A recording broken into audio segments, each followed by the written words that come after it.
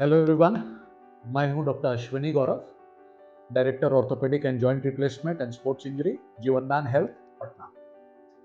आज के इस वीडियो में हम लोग डिस्कस करेंगे एसीएल लिगामेंट के बारे में। अभी कई पेशेंट्स हमारे आते हैं जिनको पता चलता है कि एसीएल की उनकी इंजरी हुई है और वो किसी तरह पता करते हुए मेरे पास आते हैं। उनमें से कई लोगों को पता ही नहीं होता है कि एसीएल लिगामेंट होता क्या है या उसकी इंजरी से क्या फ़र्क पड़ता है। तो आज के इस वीडियो में मेरा गोल है कि मैं आपको बता सकूं कि एसीएल लिगामेंट क्या होता है, कैसे इसकी इंजरी होती है, इसके क्या लक्षण होते हैं, कैसे इसको डायग्नोस करते हैं और क्या इसका ट्रीटमेंट होता है। तो आज नटशल में ये सारा कुछ हम लोग कवर करेंगे, तो बने रहिए वीडियो के अंत तक। एसीएल लिगामेंट हमारे घुटने का एक मुख्य लिगामेंट होता है। लिगामेंट यानी एक तरह की रस्सियाँ होती हैं। ये जो हमारा घुटना है, जैसे ये दाहिना घुटना है, तो दाहिना घुटना दो हड्डियों से बना है, एक फीमर की हड्डी, एक नीचे टिबिया की हड्डी, एक सामने में ये पटेला होता है जो चक्री वाली हड्डी होती है। तो ये दोनों हड्डियां टिबिया और फीमर आपस में चार लिगामेंट्स यानी चार तरह की रस्सी से जुड़े होते हैं, बंधे होते हैं। तो इन चार लिगामेंट्स में से एक मुख्य लिगामेंट होता है एसीएल यानी कि एंटीरियर क्रूशिएट लिगामेंट। ये लिगामेंट घुटने के अंदर में होता है, जैसा कि देख पा रहे होंगे। ये जो लिगामेंट है यही एसीएल है। ये बाहर में जो लिगामेंट है ये एमसीएल है।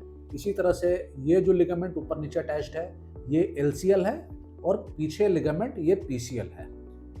एसीएल लिगामेंट जो घुटने के अंदर होता है उसका मुख्य काम होता है टिबिया को फीमर पर आगे स्लाइड करने से रोकना, क्योंकि ये फीमर में पीछे अटैच्ड होता है और टिबिया में आगे अटैच्ड होता है। जब भी हम लोग चलते फिरते हैं या अचानक कभी रुकने की ज़रूरत पड़ती है तो वो जो एफर्ट हमें जो ब्रेक लगाने का काम है तो वो एसीएल लिगामेंट ही करने में मदद करता है। तो एसीएल लिगामेंट की जो इंजरी होती है वो मुख्यतः कुछ पर्टिकुलर एक्शंस में ज़्यादा होती है, खास करके जो ट्विस्टिंग घुटने का मूवमेंट होता है या जो पाइवेटिंग यानी घूम जाना, ये जो मूवमेंट होता है उसमें होता है। तो ये लोगों के साथ होता है, जैसे किसी ने हाई जंप किया और वो जब लैंड किए ज़मीन पे हल्का सा घुटना ट्विस्ट हुआ और वहाँ पर एसीएल लिगामेंट टूट जाता है। कभी कभार रोड ट्रैफिक एक्सीडेंट्स में पैर फंसने के कारण और शरीर घूम गया उसके ऊपर, उसके कारण टूट जाता है एसीएल। इवन सीढ़ियों से गिरने के कारण या कभी कभार माइनर इंजरीज में भी एसीएल लिगामेंट टूट जाता है। तो जब भी एसीएल लिगामेंट टूटता है तो एक पॉपिंग साउंड सुनाई देता है और साथ ही साथ पेशेंट्स को पेन होता है। फिर ये पेन और पॉपिंग साउंड के इमीडिएटली यानी कुछ देर में ही घुटना फूलने लगता है, स्वेलिंग होने लगती है। ये जो घुटना फूलना होता है ये पैर के अंदर लिगामेंट टूटने के कारण जो ब्लड आता है उसके कारण हो जाता है। पेशेंट्स जो इंजरी के बाद चलना फिरना नहीं कर पाते हैं और कंप्लेन करते हैं कि after surgery I was able to stand up, लेकिन अभी फिर ना चलना फिरना मुश्किल हो गया है।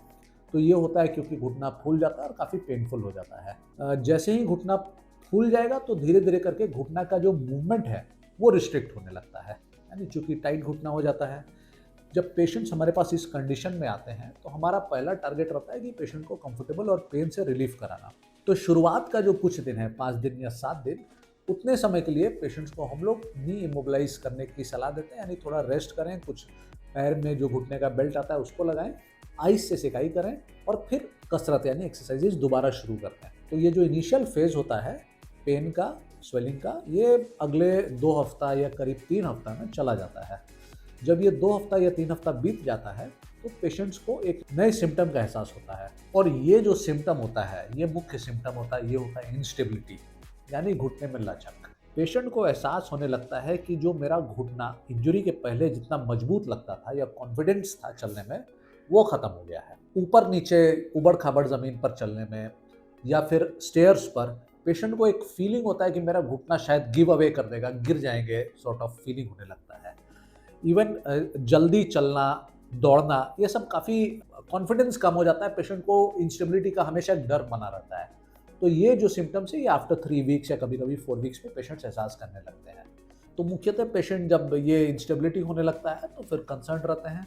चूँकि लिगामेंट टूटा है और इनिशियल अगर किसी ने एक्सरे कराया तो एक्सरे नॉर्मल आता है, तो कई बार पेशेंट्स को लगता है कि मेरा घुटना सही है। और जब इंस्टेबिलिटी होता है तो फिर हम लोग नेक्स्ट स्टेप होता है कि एक एमआरआई जांच करा के देखते हैं। एमआरआई जांच जो होता है वो बॉडी के सॉफ्ट टिश्यूज़ के लिए होता है, यानी हड्डी के अलावा जो बाकी चीज़ें होती हैं, तो जैसे कि लिगामेंट्स, टेंडन्स, कार्टिलेज, मेनिस्कस, इस तरह की चीज़ों के लिए हम लोग एमआरआई कराते हैं। और जब हम लोग एमआरआई कराते हैं तो उसमें हम लोग देखते हैं कि एसीएल लिगामेंट विजिबल है या नहीं।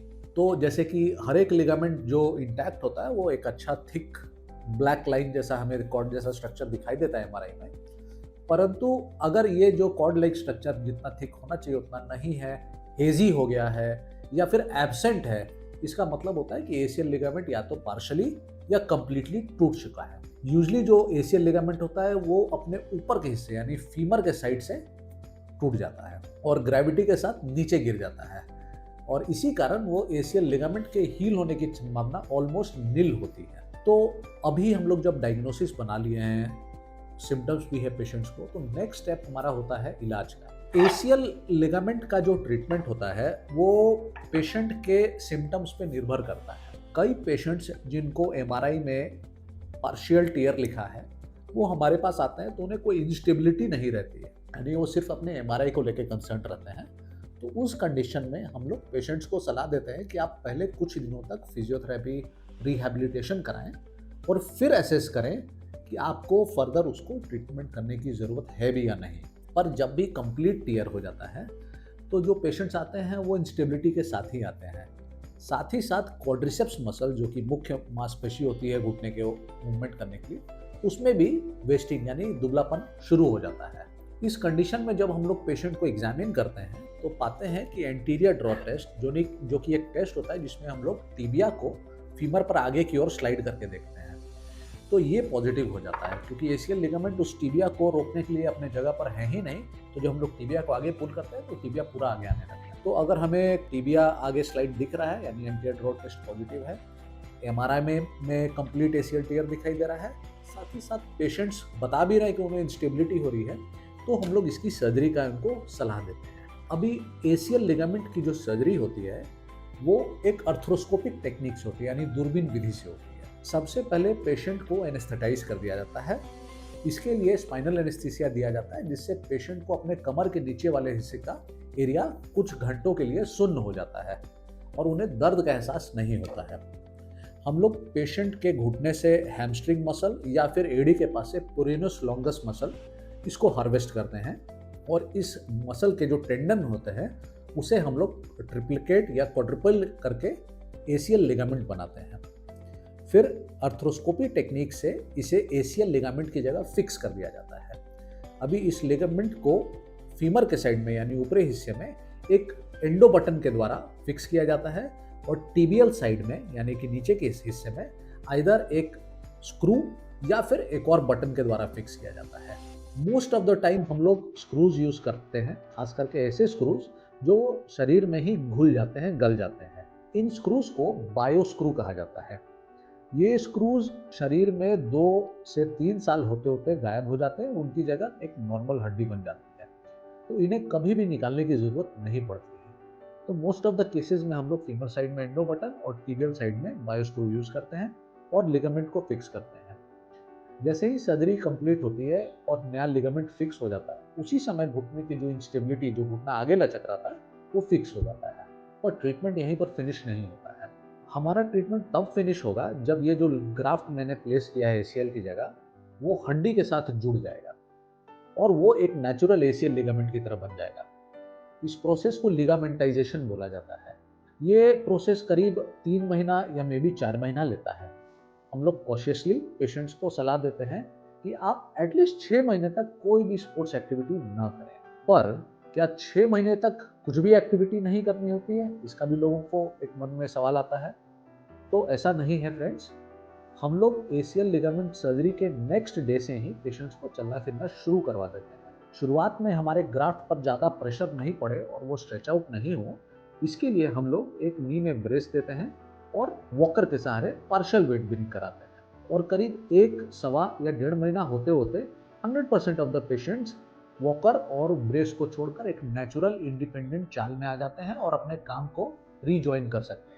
ये जो अपने काम को रीजॉइन करने के बाद का जो समय होता है करीब 1 से 1.5 महीने का, वो भी पेशेंट्स अपने घर पे फिजियोथेरेपी करा के बिताते हैं और करीब 1 से 1.5 महीने की फिजियोथेरेपी भी इसमें लगती है और 3 महीने होते होते पेशेंट एकदम ही नेचुरल वॉक में और कॉन्फिडेंट होकर चलना फिरना काम सारा कर पाते हैं।